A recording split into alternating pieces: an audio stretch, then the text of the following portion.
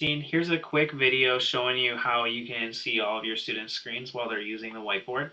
So once we're logged into my viewboard and we have all of our students listed over here in the list, the first thing we're going to do is click on this huddle button up on the top.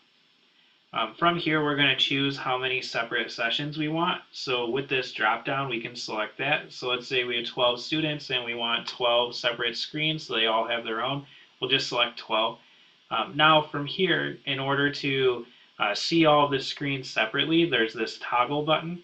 So we'll click on the toggle, and now you can see that it's broken into 12 separate screens.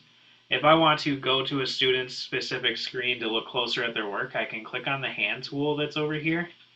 And then let's say I want to go to screen 7. I just select 7, and now I'm in screen 7. Right? So if I want to go back and see everyone again, I will select the hand again and click on that number 7 one more time, and it brings me back to where we were originally. So this is a really easy way to be able to see everyone's screens and pop in and out of everyone's sessions. Please don't hesitate to reach out if you have any more questions. Happy to help.